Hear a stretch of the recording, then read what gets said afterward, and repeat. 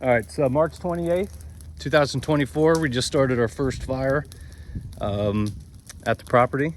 We're gonna do about an acre and then try a couple acres in a couple days. This is, get it? First sign of it.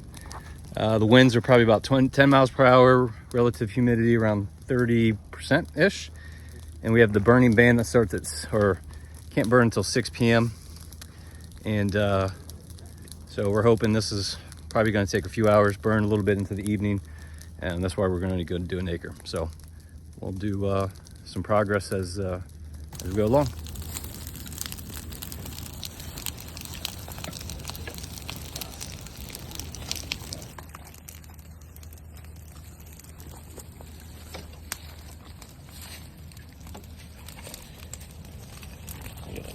Watch this. This is the line we want to watch. Okay. You want to talk? This little corner right here. You see how the wind's coming this way? We want to watch this break right here. All right, we're about 10-15 minutes in, moving our way across the top of the field, if you will, and we're just being extra cautious moving from the standpoint of our pace. We want to make sure that we get a good black line. I'm gonna get more of a picture here. Want to make sure we get a good black line burnt down. I would say probably about 15 yards, and then we'll start moving on again. But we don't want to get too hot. The wind, we have a pretty good backfire, headwinds going at us. We just don't want it to jump. And if it jumps, it's going to go to the field. I just have some trees with vines that I'm not in the mood to catch on fire right now. So anyway, we got a good catch going.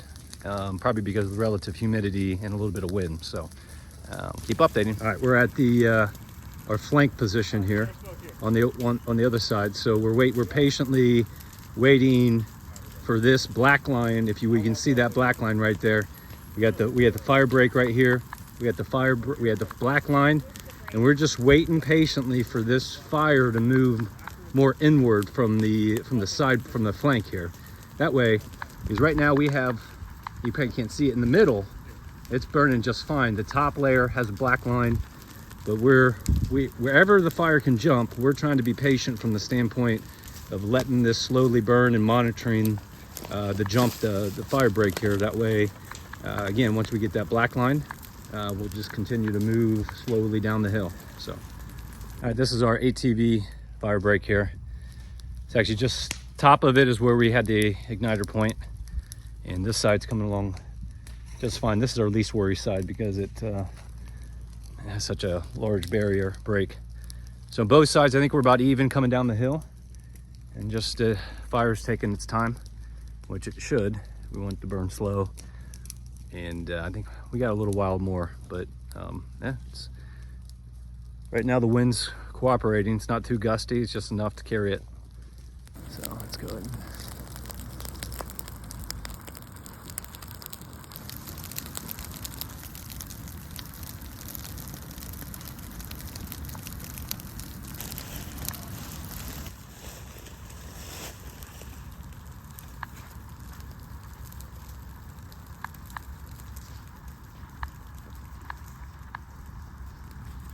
All right, so we're still on the left-hand flanking side.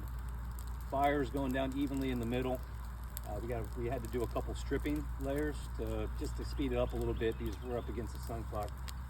So instead of dripping more fuel, we want to create this black line again as we go around, and as we circle around, and we'll have a little bit of a head fire meeting that back end fire. So what I do is just take the rake, spread over the fire, the leaves like that. Instead of having the drip torch all the time and doing all the fuel, this kind of just serves as that. We're just going slow. Every now and then we'll bring a little bit over. Like that. We'll burn it up. And we don't want to get too far ahead, so we're just being patient a little bit. So every about 5 or 10 minutes, or maybe every 5 minutes or so, we start pulling it over, letting the flames go up.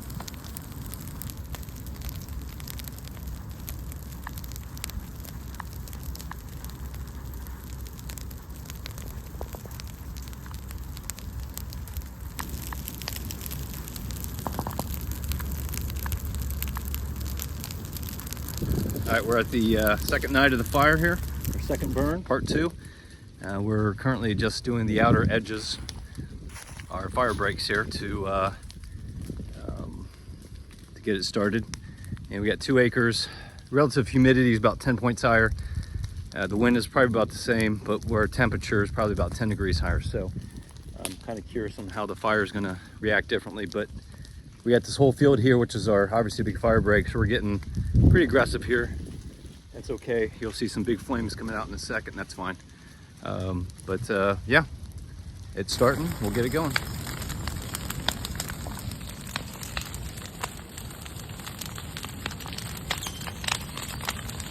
Oh.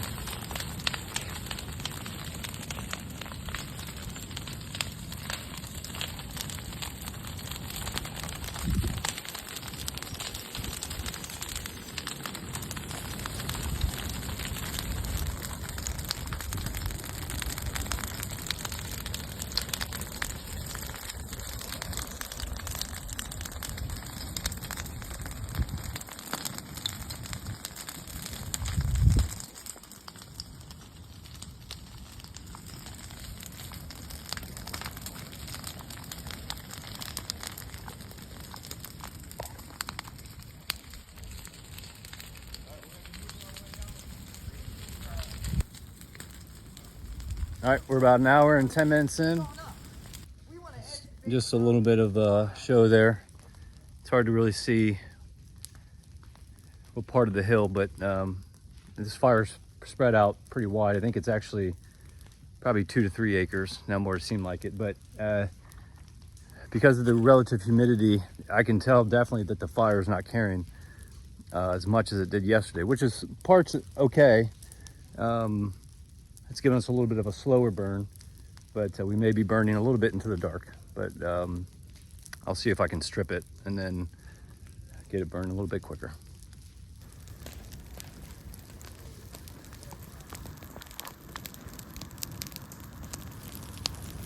All right, we're on the back line here, and we're starting to strip to get the fire going. With the relative humidity down so low, it's burning a little bit slower than we want. It wouldn't be a problem. We had more time, but we don't really want to be burning past dark. So we're getting it sped up a little bit, and it's cranking. So a little bit more to go.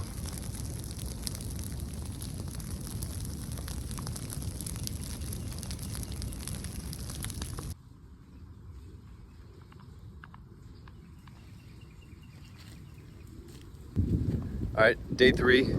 This is post-burn analysis, if you will. Going around before we leave, the wind's picked up a little bit. I'm gonna check our fire breaks just to make sure there's nothing smoldering on the fire break. We have some rain in the forecast tomorrow, so I'm not really worried about anything. We got this second night of burn wasn't as full and complete as the first night. The relative humidity was in the 30s, low 30s when we burned. The last night started in the low 40s, but quickly got up to the 50s.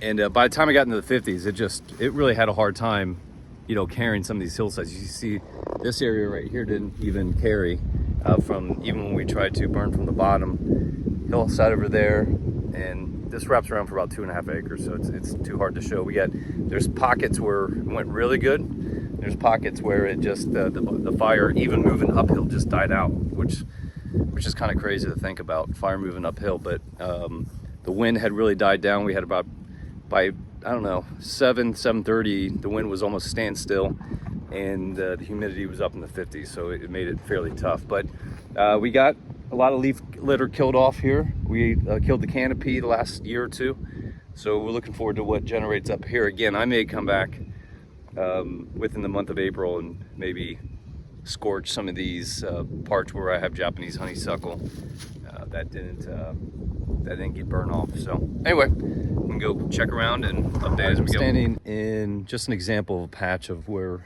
we have a lot of multiflora rose.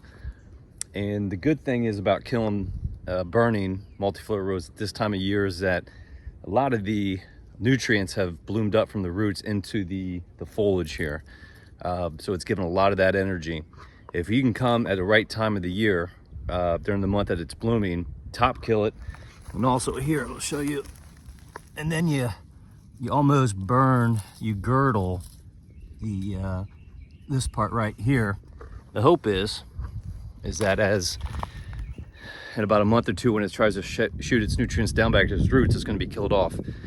So if we did this a month later, let's say in May, later April, or we would have done it in February, it would have burned the multiflora rose, but it wouldn't have really set it back that far. So timing is pretty important if you want to try to kill some invasives. Assuming we're not going to get 100% kill on multiflora rose, but as long as it sets it back and kills off a lot of it, that's a good head start.